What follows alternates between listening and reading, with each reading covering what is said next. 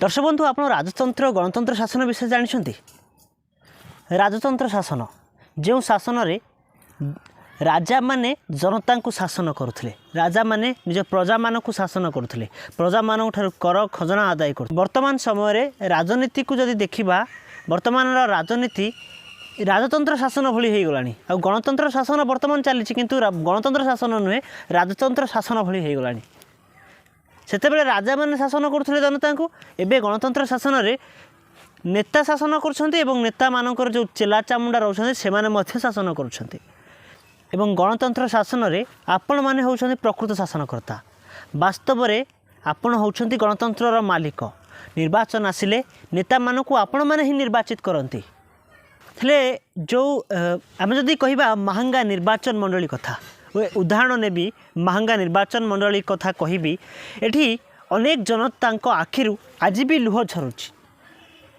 जो जनता साधारण निर्वाचन आसिले नेता माने आसी प्रतिश्रुति दियंती एवं नेता मानकु जितेबा पई अनेक प्रयास करिथान्ते। जनता लागी भिड़ी से नेता को निर्वाचन रे जिताई थांती।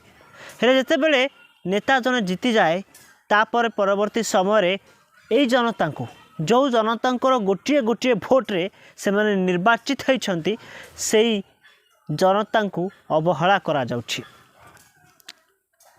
जदि मु कहिबी वर्तमान समय रे निर्वाचन आगो को 24 निर्वाचन आसुची, 24 निर्वाचन पाई विकास नारा आपण देखुथिबे महंगारे सबुआडे विकास नारा दिया जाउची। प्रकृत रे कोन विकास होइछि? माने मु आमर महंगा निर्वाचन मंडली सबु जनता को कहवा चाहूँगी, आपण विचार करंतु प्रकृत रे कोन आपणकर विकास होइछि? आपणकर जहाँ जो आपण भोट देकर निर्वाचन रे नेता मानक निर्वाचित करती, आपणकर जो समस्या को प्रकृत रे कौन समाधान करछन्ति नेता माने? आपणक दुख को, आपणकर जो विभिन्न सरकारी योजना आपण पाखरे पहुँचवा दरकार, ता सब पहुँची? सरकार विभिन्न योजना एठी बाट वर्णना होची। सरकार विभिन्न जो साधारण गरीब जनता मानकर जो योजना बाहर से जनता पाखरे, गरीब जनता पाखरे पहुँची पारनी बोली आपण निजे अनुभव करि पारुथुए। मु आउ कौन कहबी? हेले जदि गोटे कथा कहबा, अनेक समय रे आपण देखुथिबे कोठी हॉस्पिटल उद्घाटन हेलानी, तो कोठी रास्ता उद्घाटन हेलानी। प्रकृत जो रास्ता उद्घाटन, रास्तार वास्तविक चित्र आपण ही देखछन्ती।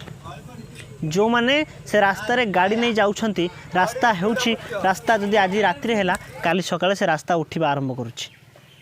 प्रकृत रे ए कोन विकास? बिजू बाबूंकर अधूरा स्वप्न को राज्य सरकार बा तांकर पुओ नवीन बाबू पूरा करिया पई लागिछन्ती, जोरदार लागिछन्ती। हेले से प्रकृत रे विकास होउछि कि नहीं, राज्य सरकार एथि प्रति नजर दियाती देबा दरकार।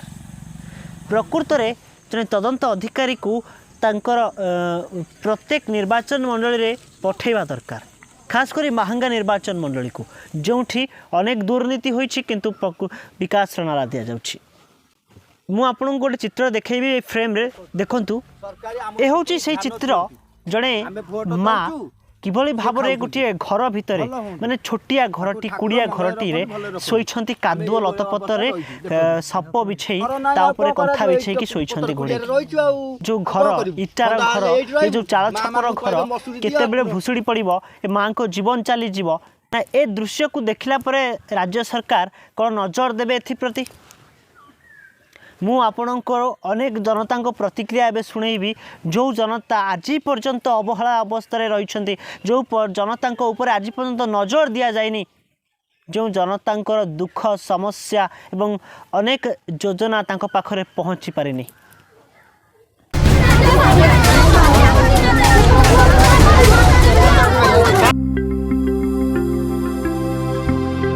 लेटेस्ट न्यूज अपडेट पाई www.nowodisha.com को लॉगिन करंतु।